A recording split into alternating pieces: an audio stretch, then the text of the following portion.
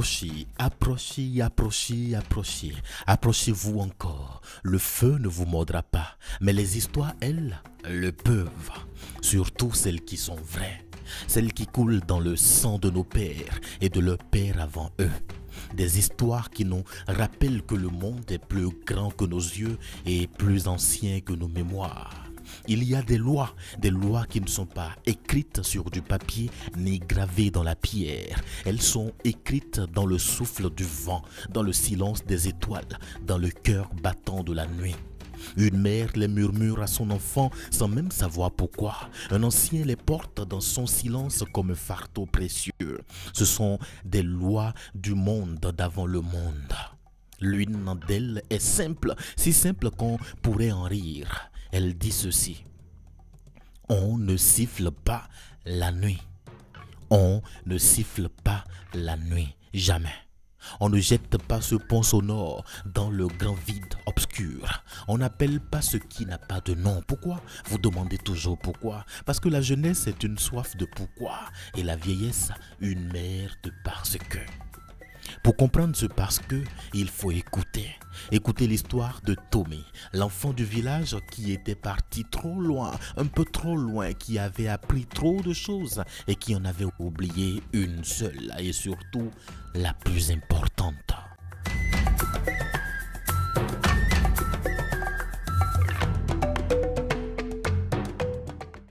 Tommy revint un soir de saison sèche. La terre était rouge, craquelée, et elle avait soif. La poussière montait en nuages paresseux derrière le vieux bus. Une poussière si fine qu'elle se collait à la peau, aux poumons, aux souvenirs. Le bus toussait un moteur fatigué et finit par s'arrêter au pied du grand manguier. L'arbre gardien, l'arbre qui connaît tous les départs et qui attend patiemment tous les retours. Tommy descendit. Il portait des chaussures de la ville, lisses et noires, des chaussures qui n'avaient jamais connu la morsure de la terre rouge. Elles semblaient étrangères, presque insolentes sur ce sol ancestral. Dans sa tête, il y avait des chiffres, des théories, des plans, des certitudes de béton armé. La ville l'avait nourri de sa logique implacable, de sa lumière qui ne s'éteint jamais. Il croyait avoir tout compris. Il se mit en marche. Le sentier était le même. Serpentant entre les concessions, le village était le même. L'odeur du bois brûlé qui préparait le repas du soir, le son lointain d'un pilon dans un mortier, le rire des enfants qui couraient nus poursuivant une poule effarouchée. Et puis, le silence des anciens, assis sur les bancs de bois usés, le regard perdu dans le lointain. Ils étaient les racines visibles du village. Le village n'avait pas changé. Il respirait au même rythme lent, profond. Il attendait.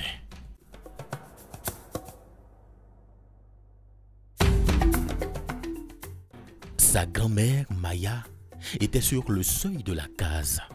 Son cœur avait su le retour de son Tommy bien avant que ses yeux ne le confirment.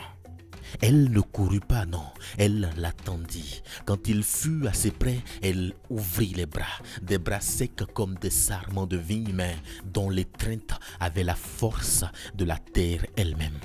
« Mon fils est revenu, dit-elle simplement. » Sa voix était basse, mais tout le voisinage entendit. Les portes s'ouvrirent, les têtes se tournèrent, le village a accueilli son enfant. Ce soir-là, il eut une petite fête, pas une grande célébration bruyante, mais une joie simple et partagée. On avait sorti le banc pour lui, on lui avait servi les meilleurs morceaux, on buvait ses paroles, il parlait de la ville, de ses bâtiments hauts comme des montagnes de verre, de ses voitures qui coulaient comme des rivières de métal, de ses lumières qui volaient les étoiles. Les jeunes l'écoutaient avec des yeux brillants, les anciens hochaient la tête sans rien dire, leurs yeux disaient « Nous avons déjà entendu cette chanson ». Tommy était heureux. Il était revenu en héros. Il était la preuve vivante qu'on pouvait s'échapper. s'échapper de la terre, de la superstition, de ces vieilles choses qui, pensait-il, étaient des chaînes invisibles aux pieds de son peuple. Il allait leur montrer le chemin de la lumière, de la raison.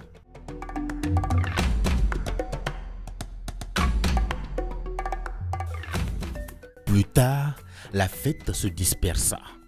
Le silence retomba sur le village, un silence épais, habité seulement par le chant des grillons. Tommy sortit dans la cour pour échapper à la chaleur de la case. La lune était pleine ce soir-là, un disque d'argent posé sur un velours noir. Elle baignait la cour d'une lumière froide, presque magique. Sa grand-mère était là, assise sur sa natte, le dos droit comme une prêtresse veillant sur son temple. Elle ne dit rien pendant un long moment. Puis, sa voix s'éleva, douce comme une caresse, mais ferme comme la pierre. « C'est une belle nuit pour un retour, mon enfant. La lune te salue. Mais souviens-toi de nos coutumes. Souviens-toi de ce que ma mère m'a appris et que sa mère lui avait appris avant elle. Ici, on ne siffle pas la nuit. Ici, on ne siffle pas la nuit, mon enfant. » Tommy eut un sourire qu'il cacha dans l'ombre, un sourire de la ville, un sourire plein de science et de pitié, une superstition de plus, une peur irrationnelle pour garder les gens dans l'ignorance. Il hocha la tête, un geste de respect fait pour ne pas blesser la vieille femme.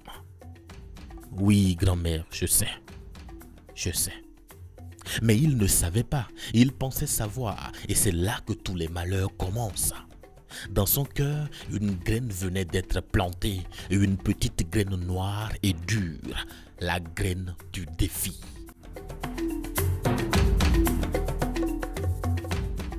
Les jours qui suivirent furent pour Tommy une redécouverte étrange. Le temps ici n'avait pas la même valeur. Il ne se découpait pas en heures et en minutes. Il s'étirait avec le soleil, il respirait avec le vent. Tommy voulait aider, se rendre utile, mais ses mains habituées aux livres et aux cahiers étaient devenues lisses et maladroites. En réparant une clôture avec son ami d'enfance Kofi, il se blessa avec une écharpe. Kofi rit doucement. « La ville t'a volé tes mains de villageois, dit-il sans méchanceté. » Tommy voulait parler, partager son savoir, mais ses mots étaient devenus trop compliqués.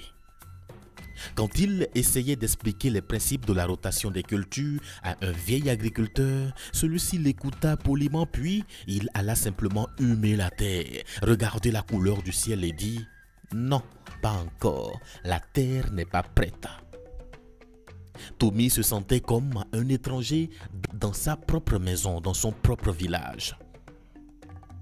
Il observait et il jugeait. Tout était pour lui matière à analyse, à critique. Il voyait une femme contourner un certain fromager, faisant un long détour pour ne pas passer des sous. Superstition, pensait-il, c'est juste un arbre.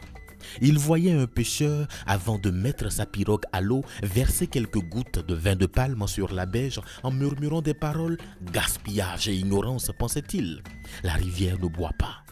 Il entendait les anciens sous l'arbre à palabres raconter des histoires, toujours les mêmes, des histoires de l'homme panthère qui hantait la forêt, de la femme poisson qui séduisait les pêcheurs imprudents, du pacte que le premier homme avait conclu avec les génies de la terre. Des contes pour enfants, pensait-il. Des fables pour justifier leur peur du monde, leur incapacité à le maîtriser.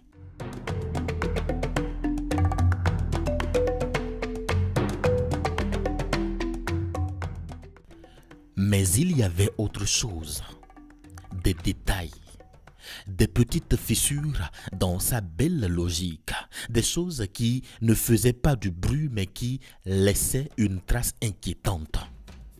Un après-midi, alors qu'il se promenait près du marigot, là où les femmes lavaient le linge, il vit une scène étrange. Soudain, Tous les oiseaux perchés dans les arbres se turent.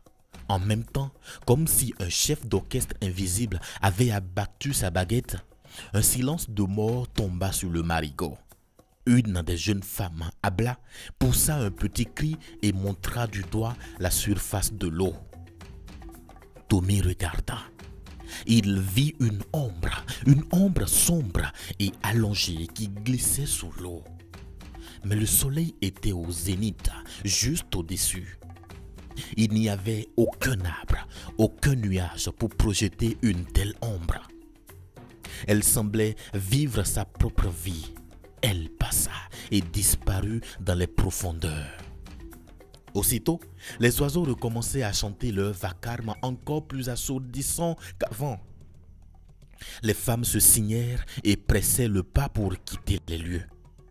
Tommy resta là, perplexe. Son esprit cherchait une explication. Un banc de poissons sombres? Un tronc d'arbre submergé? Il trouva une explication plausible et il décida d'y croire. Mais l'image de cette ombre sans corps resta gravée en lui. Un autre jour, poussé par la curiosité, il s'approcha du bois sacré, le bois que tout le monde évitait.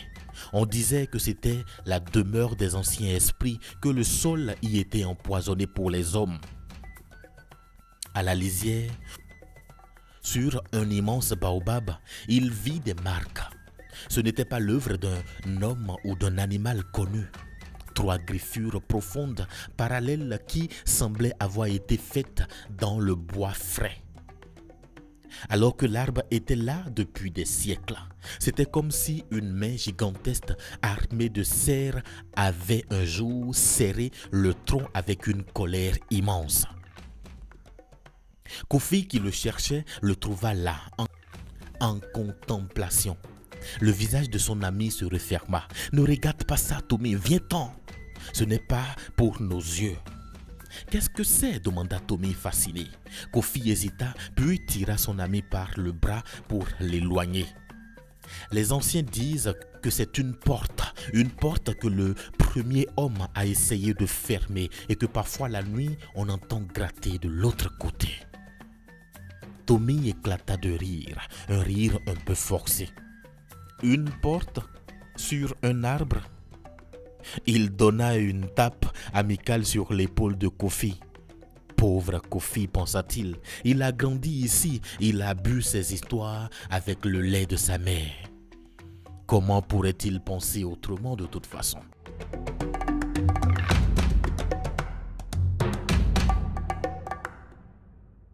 Le soir, autour du feu, une vieille femme se mit à raconter une histoire.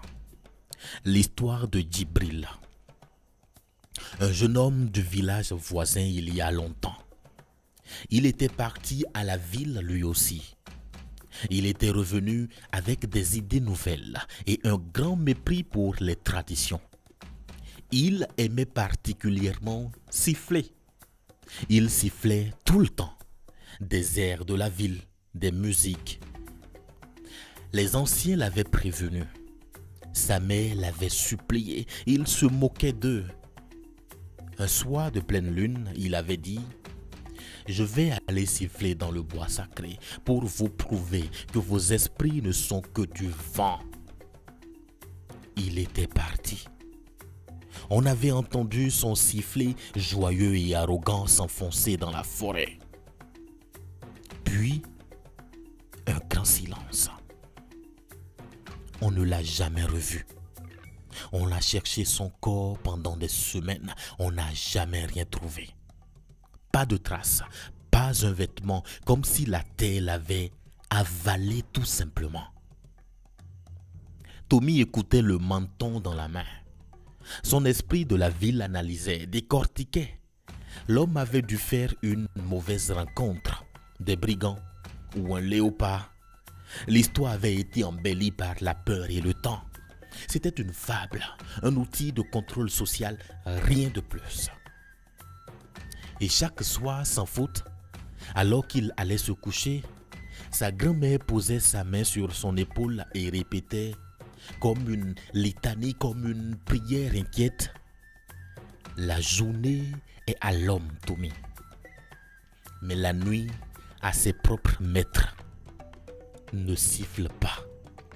Ne siffle pas.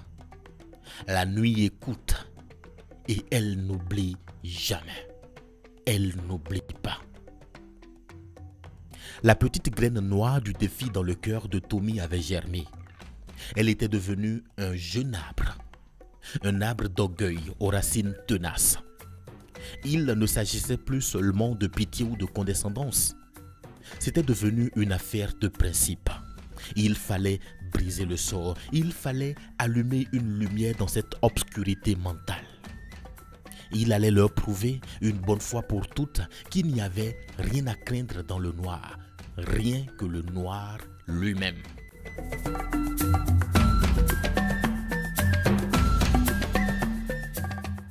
La nuit est venue. Pas n'importe quelle nuit. Le village semblait retenir son souffle. La lune, ce soir-là, n'était qu'un ongle fin, un sourire ironique dans l'immensité noire. L'obscurité était presque totale, une matière palpable, vivante. Le vent lui-même s'était tu. Le village dormait d'un sommeil lourd, comme drogué par la chaleur accumulée de la journée. Les feux dans les concessions étaient mortes, ne laissant que des tas de cendres grises. Seuls les insectes par milliers tissaient leur toile sonore, une nappe continue hypnotique. Tommy attendit. Il attendit que la case soit plongée dans le silence absolu, que la respiration de sa grand-mère devienne lente et régulière. Alors, il se leva, sans un bruit. Son cœur battait fort dans sa poitrine, mais ce n'était pas de la peur, pas encore. C'était l'excitation froide et profanateur, la jubilation solitaire de celui qui va briser le tabou. Il glissa la porte de la case qui gémit doucement. Il s'immobilisa, écouta. Rien. Il sortit dans la cour. L'air était frais, presque froid sur sa peau chaude. Il fit quelques pas s'éloignant de la case pour que personne ne puisse l'entendre. Il se posta au centre exact de la cour, un espace de terre battue que la lumière de la lune absente ne parvenait pas à éclairer. Il était au point minuscule dans une mer d'encre. Il leva les yeux vers le ciel, un ciel sans étoiles, voilé. Il inspira profondément l'odeur de la terre, de la fumée froide, de la végétation nocturne. Il sentit le poids de tous les regards invisibles qu'il imaginait poser sur lui. Le regard des ancêtres, des esprits, des superstitions. Il sourit dans le noir. Il allait les chasser d'un simple souffle.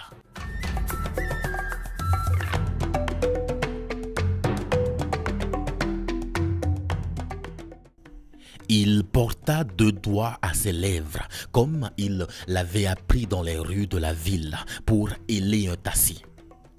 Un geste désinvolte, presque méprisant, et il laissa échapper le son.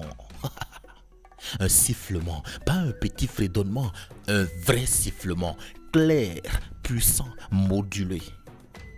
Une mélodie simple, un air de la ville joyeux et insouciant.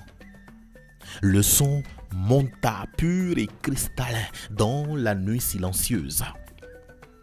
Il semblait incroyablement fort, presque une agression.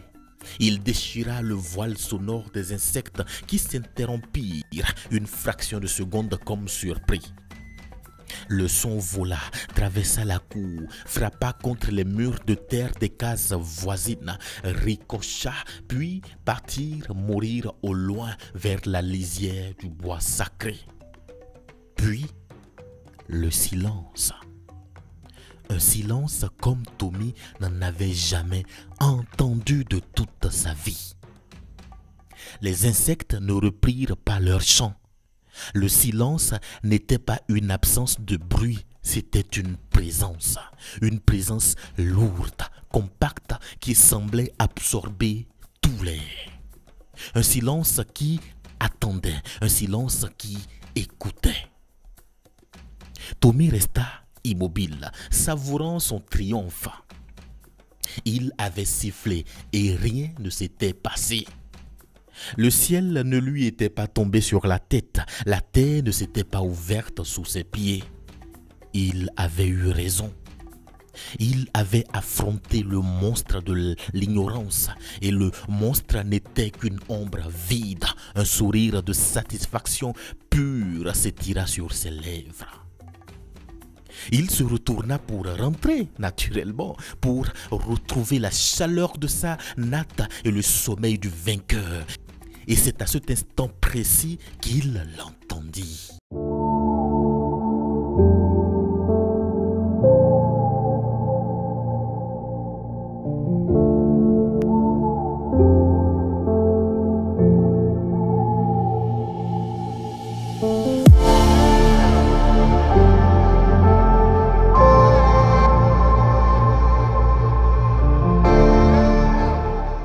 Ce n'était pas un bruit, ce n'était pas un cri, c'était un sifflement. L'écho parfait, note pour note, de la mélodie qu'il venait de jouer.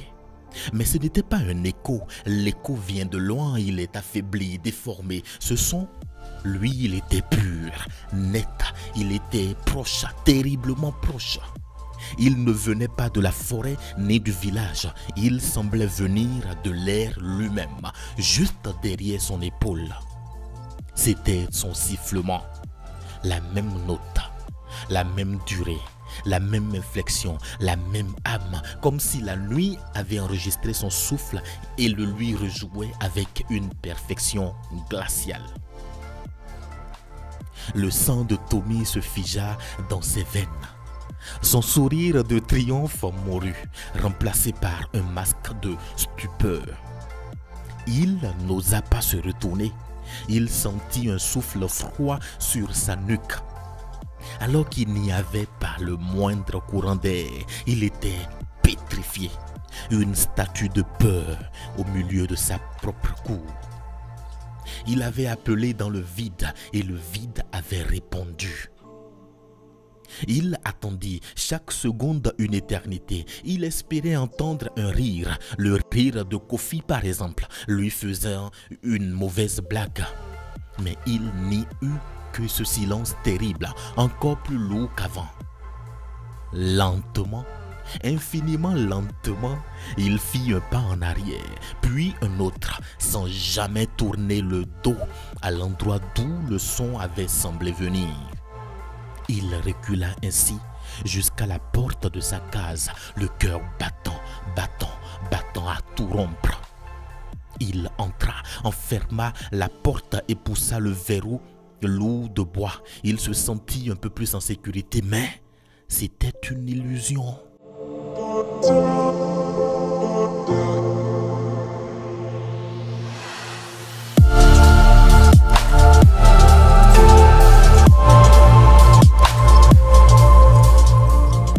Cette nuit-là, Tommy ne dormit pas. Il resta assis sur sa natte, le dos contre le mur, les yeux grands ouverts dans le noir, à écouter. Il écoutait le silence et pour la première fois de sa vie, il comprit. Le silence n'était pas vide, le silence était quelqu'un et ce quelqu'un maintenant savait son nom. Le lendemain, le soleil se leva comme tous les jours. Le coq chanta, le village s'éveilla, mais pour Tommy, la nuit n'était pas finie. Elle s'était installée en lui comme une fièvre froide. Il sortit de la case, les yeux cernés, le visage pâle. Il essaya de faire comme si de rien n'était. Il salua les voisins avec un étreint forcé. Il rit plus fort que nécessaire aux plaisanteries. Mais c'était un masque et un mauvais masque. Ses yeux le trahissaient. Il fuyait, incapable de se poser. Regardant toujours par-dessus son épaule, scrutant les ombres, même en plein jour. Les villageois virent le changement. Les enfants qu'il aimait bien s'approchaient de lui et puis s'arrêtaient, comme s'il dégageait une aura de froid. Les femmes le regardaient avec un mélange de pitié et de crainte. Les anciens, eux, ne disaient rien. Ils le croisaient, hochaient la tête et dans leurs yeux, ils ne lisaient aucun reproche. Juste une infinie et ancienne tristesse. Ils savaient qu'il y a des maladies que les plantes ne pouvaient pas guérir, des blessures que seul le temps, la honte et la peur peuvent recoudre. Sa grand-mère, elle, préparait ses plats préférés, mais elle ne lui posait aucune question. Son silence était plus lourd que n'importe quelle parole. La deuxième nuit arriva, inéluctable. Tommy refusa de sortir. Il s'enferma dans sa chambre dès le crépuscule, prétextant une grande fatigue. Il poussa le verrou et pour se rassurer, il bloqua la porte avec un petit tabouret. Il s'allongea, mais ne ferma pas les yeux. Il attendit, les muscles tendus, chaque nerf à vif. Les heures passaient, rien. Le silence habituel du village endormi. Tommy commença à se détendre. Peut-être avait-il rêvé, peut-être était-ce une hallucination auditive due à la fatigue, au changement d'environnement. Son esprit scientifique désespéré tentait de reprendre le dessus. C'était ça, ça devrait être ça. Il sourit presque soulagé et c'est à ce moment-là que le son revint.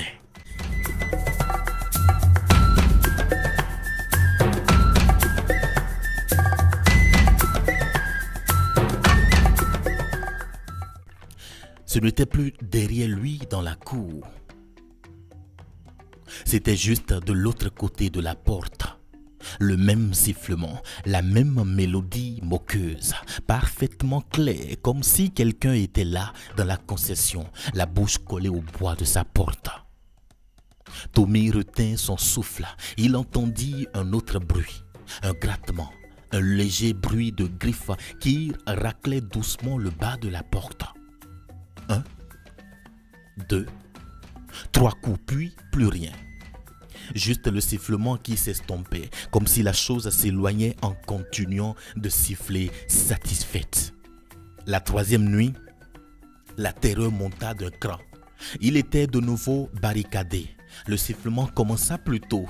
Cette fois, il était juste derrière la petite fenêtre de sa chambre. Une fenêtre sans vitre, juste un volet de bois.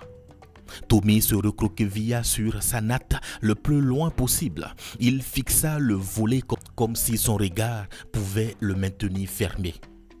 Il vit alors une ombre se dessiner sur le bois, l'ombre d'une main aux doigts incroyablement longs et fins qui tâtonnait le bord du volet, cherchant une prise, une faille. La main essaya de se glisser dans la fente. Tommy étouffa un cri. Il jeta le premier objet qui lui tomba sous la main, une calebasse vide qui frappa le mur dans un bruit sourd. L'ombre se retira instantanément. Le sifflement cessa, mais Tommy savait qu'il était toujours là dehors, à l'attendre. La quatrième nuit fut la pire. Il était épuisé. Il n'avait pas dormi depuis 3 jours. Il sombra dans un état de semi-conscience où une demi-mort. Le sifflement le réveilla en sursaut. Il n'était plus dehors, il était dans la maison, dans la pièce principale, juste de l'autre côté de la natte qui lui servait de porte de chambre. Il entendait des bruits, des petits bruits de déplacement, comme si quelqu'un ou quelque chose inspectait la case. Il entendit le bruit d'un pot de terre cuite qu'on soulevait et qu'on repose. Il entendit un reniflement, un long reniflement curieux, puis le sifflement reprit tout près. Tommy ferma les yeux, priant pour que le matin arrive. Il se mit à voir des cauchemars éveillés. Il voyait le toit de la case disparaître, laissant place à un ciel noir où la lune était un œil jaune au mauvais qui le fixait. Il voyait des visages se déformer dans les fissures du mur. Des visages sans bouche qui le regardaient en silence. Il se voyait courir dans une forêt sans fin, tandis que le sifflement le suivait, se rapprochant toujours sans jamais le rattraper. Il ne criait pas, il ne criait plus. La peur, à ce niveau, est au-delà du cri.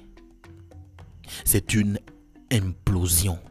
Il était seul, complètement seul, avec l'écho de son propre orgueil qui était devenu une créature tangible et monstrueuse. Au matin du 5e jour, il était une loque. Il avait maigri. Ses yeux étaient injectés de sang. Son esprit si logique, si rationnel, était brisé en 1000 morceaux. La raison ne peut rien contre ce qui n'a pas de raison. Il était prisonnier, prisonnier d'un son. Il avait ouvert une porte dans le silence et maintenant, la porte refusait de se refermer. La chose de l'autre côté était devenue plus audacieuse. Elle jouait avec lui, elle le dévorait à petit feu. Ce soir-là, alors que le soleil regoyait à l'horizon, annonçant une autre nuit de terreur, il craqua. Il sortit de la case et alla trouver sa grand-mère qui triait du riz sur une natte. Il ne dit rien, il tomba à genoux devant elle. Il posa sa tête sur ses genoux comme un petit enfant qui a fait une bêtise. Il se mit à pleurer, des larmes silencieuses qui inondaient le pagne usé de la vieille femme. Il pleurait sa propre solitude et surtout son arrogance perdue. Sa grand-mère ne le repoussa pas. Elle arrêta de trier son riz, posa sa main ridée sur ses cheveux. Une main qui tremblait un peu. Elle le laissa pleurer.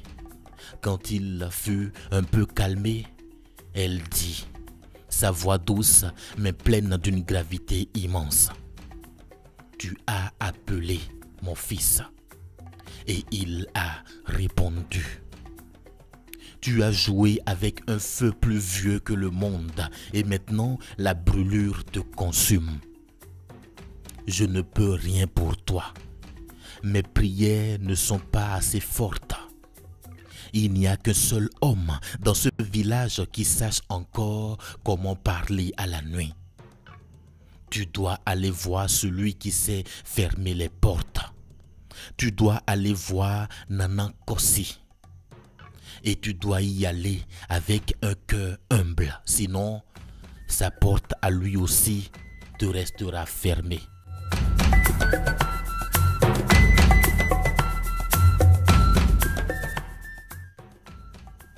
Nana Kossi habitait un peu à l'écart du village, dans une petite concession à l'ombre d'un baobab, si vieux qu'il semblait faire partie de la terre elle-même.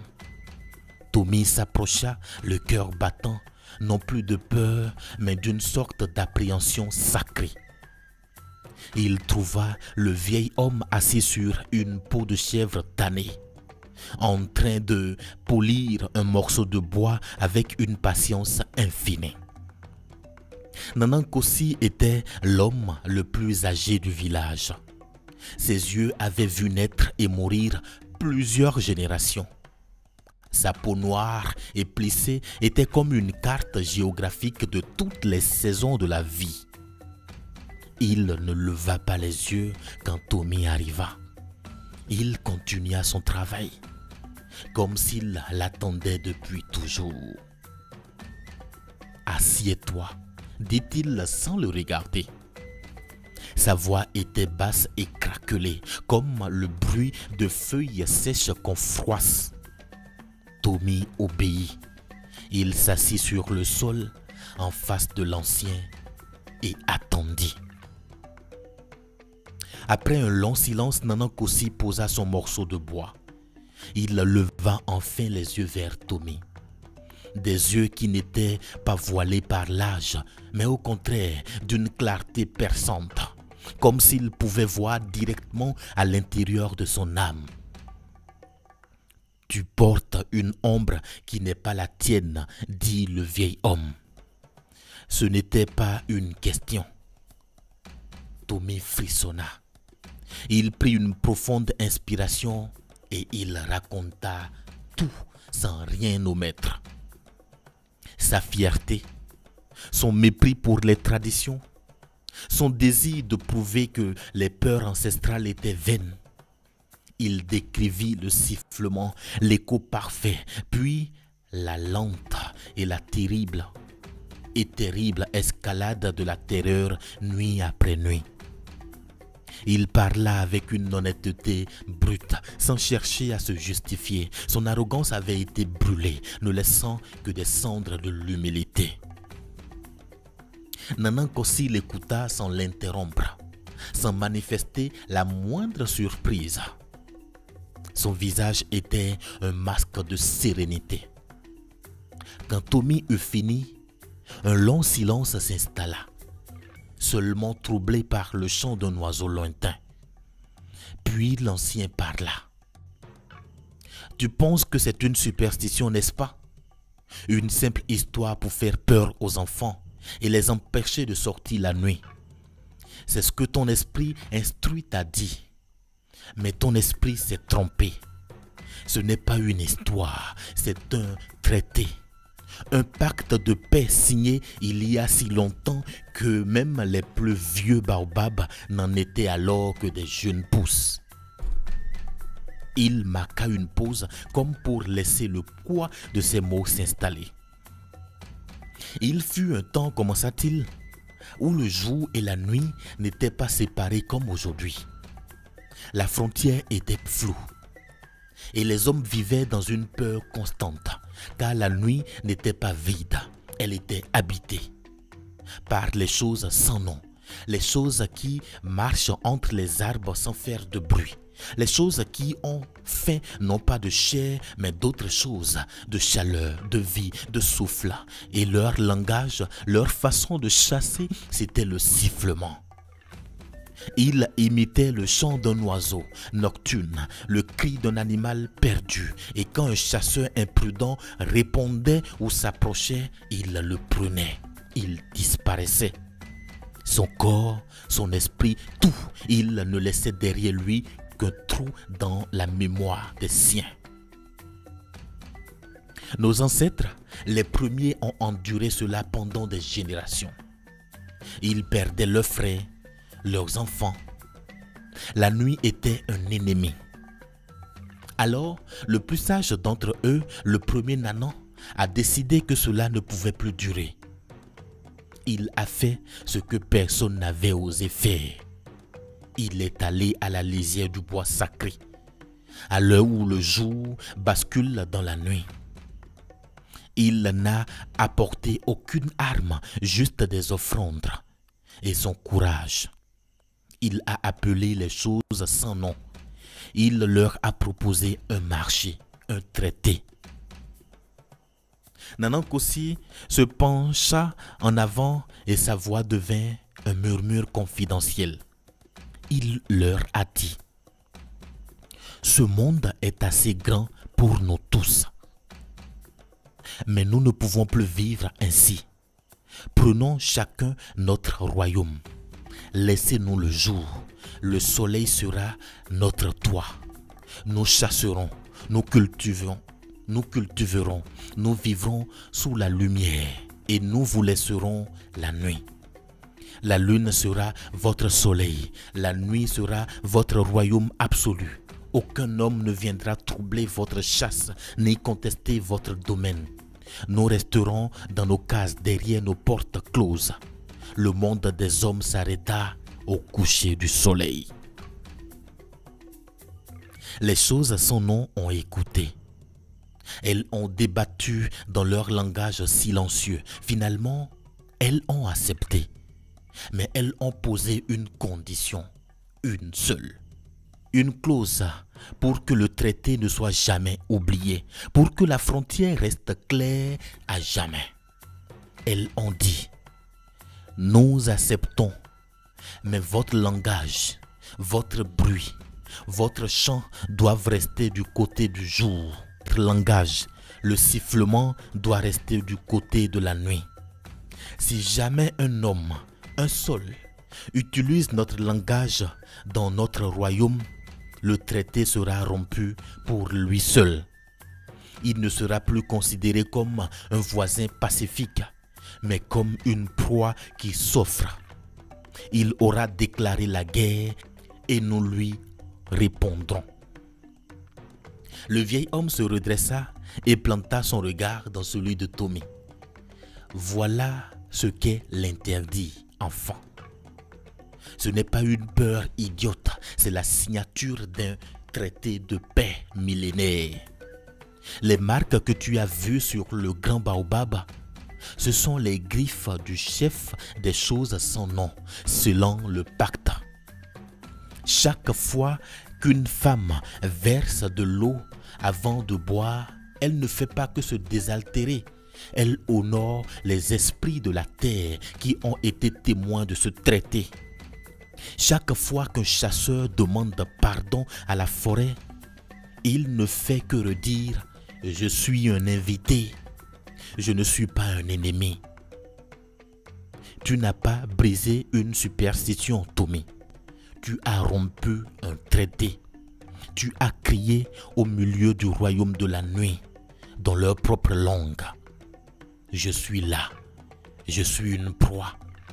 Et la nuit, poliment t'a répondu. Nous t'avons entendu, nous arrivons. Le silence qui suivit les paroles de Nana Kossi était plus profond que celui de la nuit. Tommy sentit un froid glacial l'envahir. Un froid qui n'avait rien de physique. C'était la terreur pure de la compréhension. Sa vision du monde bâtie sur des années de logique et de relationnalisme venait de s'effondrer en un instant, réduite en poussière par le récit d'un vieil homme illettré. Que puis-je faire? Murmura-t-il, sa voix à peine souffla. Nana Kossi le regarda longuement. Quand on offense un roi, on doit demander pardon. Quand on déchire un traité, on doit le recoudre avec le fil de l'humilité. Il n'y a qu'un seul moyen. Nous devons aller au lieu du pacte. Nous devons montrer que ta voix n'était pas celle de ton peuple, mais celle d'un enfant ignorant.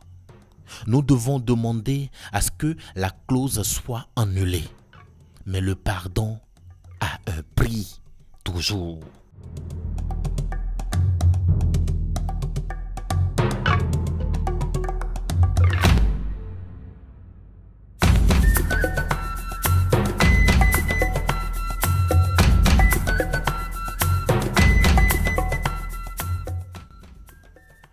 Le rituel fut préparé avec une sobriété solennelle. Il ne fallait ni tambour, ni chant, juste le silence et l'intention. Nana Kossi demanda à Tommy de se procurer 3 choses. De l'eau claire, puisée à la source la plus secrète du village avant même que le premier oiseau ne chante. Cette eau représentait la pureté de l'intention. Une poignée de sel, du sel brut, non pas celui des marchands, mais celui extrait de terre saline par les anciens. Ce sel représentait le nettoyage, la purification de la faute. Et enfin, 3 noix de cola blanche parfaitement intactes. La cola blanche, la nourriture des esprits, le symbole de la parole, juste de la paix. Tommy passa le reste de la journée à rassembler ces éléments. Chaque geste était lourd de sens. Il ne se sentait plus comme un ethnologue observant une coutume primitive, mais comme un pénitent se préparant à rencontrer son juge. La nuit qui précéda le rituel fut la plus terrible de toutes. Il ne chercha même pas à dormir. Assis dans le noir de sa chambre, il attendait. Cette fois, il n'y eut pas de sifflement, il n'y eut aucun bruit. Juste un silence qui n'était plus menaçant, mais lourd. Un silence d'expectative, comme si de l'autre côté, on attendait de voir ce que l'humain allait faire. Bien avant que les premières lueurs de l'aube ne blanchissent l'horizon, Nana Nkosi vint chercher Tommy. Ils marchaient en silence, quittant le village endormi. Ils ne prirent pas le sentier habituel. Ils coupèrent à travers la brousse, suivant un chemin que seul l'ancien semblait connaître. Ils arrivaient enfin à la lisière du bois sacré, devant le baobab aux 3 griffes. L'air ici était différent, plus froid, plus dense. Un silence vibrant y régnait, comme si l'on entrait dans un temple. Nana Nkosi traça un cercle sur le sol avec une branche autour de Tommy. Ne sors pas de ce cercle, quoi qu'il arrive. Le vieil homme se posta juste devant le cercle, face au grand arbre. Il déposa les offrandes au pied du baobab. Il brisa des noix de cola, en déposa les morceaux d'une manière précise. Il versa l'eau en un mince filet tout autour, puis il répandit le sel. Il se redressa et commença à parler. Il ne parlait pas la langue du village, c'était une langue plus ancienne, gutturale, faite de clics et de murmures, une langue qui semblait s'adresser non pas aux oreilles, mais à la terre, aux arbres, à l'air lui-même. Il parlait longtemps, sa voix tantôt forte, tantôt un simple souffle. Tommy ne comprenait pas les mots, mais il comprenait le sens. C'était une plaidoirie. Nana Nkosi présentait le coupable, expliquait sa faute, l'ignorance de la jeunesse, l'arrogance de la ville. Il ne cherchait pas d'excuses, il exposait les faits.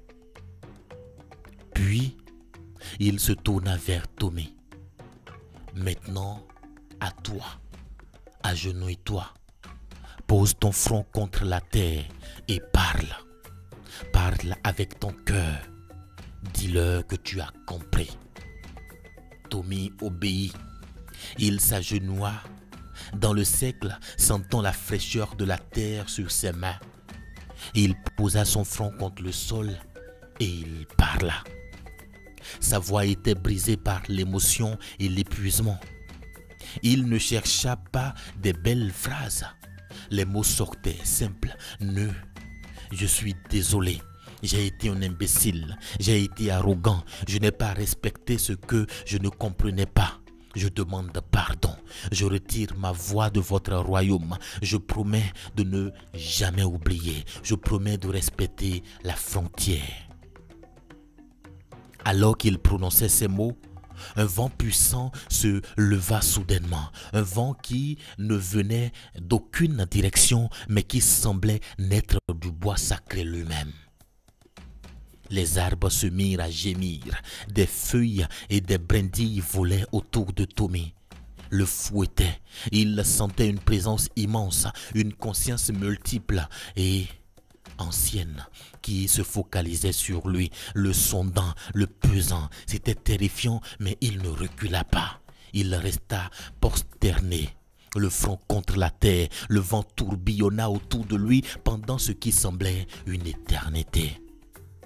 Puis, aussi soudainement qu'il s'était levé, il tomba. Et un silence absolu revint.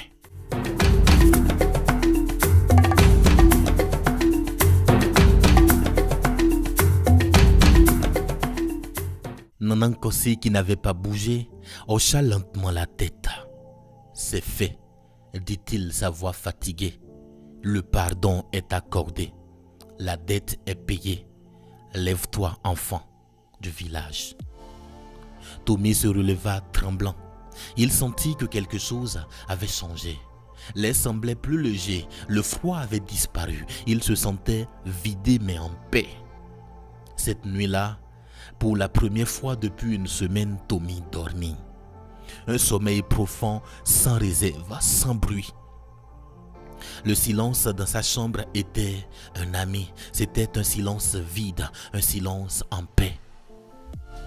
Il resta encore plusieurs jours au village, mais il n'était plus le même homme. Son arrogance avait été remplacée par une curiosité humble. Il passait des heures à écouter les anciens, non plus pour les juger, mais pour apprendre. Il posait des questions. Il apprenait le nom des plantes, le sens des proverbes, l'histoire de chaque famille. Il n'abandonna pas sa science, sa logique, mais il comprit qu'elle n'était qu'un outil parmi d'autres, un outil pour comprendre le comment. La sagesse des anciens, elle, expliquait le pourquoi. Quand le jour de son départ pour la ville arriva, sa valise était aussi légère, mais son esprit était infiniment plus riche. En disant au revoir à sa grand-mère, elle lui prit la main et la serra. « Maintenant tu sais, dit-elle simplement. « Oui, grand-mère, maintenant je sais. » Dans le bus qui l'emmenait, il regarda le village s'éloigner. Il vit le grand baobab à la lisière du bois sacré. Il n'était plus pour lui un simple arbre, mais le gardien silencieux d'un pacte millénaire. Il avait compris qu'on n'avance pas en détruisant le passé, mais en construisant des cieux. On raconte que Tommy est devenu un homme important dans la ville, mais on dit aussi qu'il est devenu un pont. Un pont entre le monde du béton et celui de la terre. Il n'a jamais oublié sa leçon. Et souvent, aux jeunes étudiants pleins de certitudes qui l'entourent, il leur raconte une histoire. L'histoire d'un jeune homme arrogant qui pensait tout savoir. Et il termine toujours par ces mots. Il y a des portes qu'il ne faut jamais ouvrir. Il y a des noms qu'il ne faut jamais appeler. Il y a des langages qu'il ne faut jamais parler. Alors écoutez, respirez. Et quand la nuit tombe, souvenez-vous, gardez votre souffle. Car on ne siffle pas la nuit. On ne siffle pas la nuit. On ne siffle pas la nuit.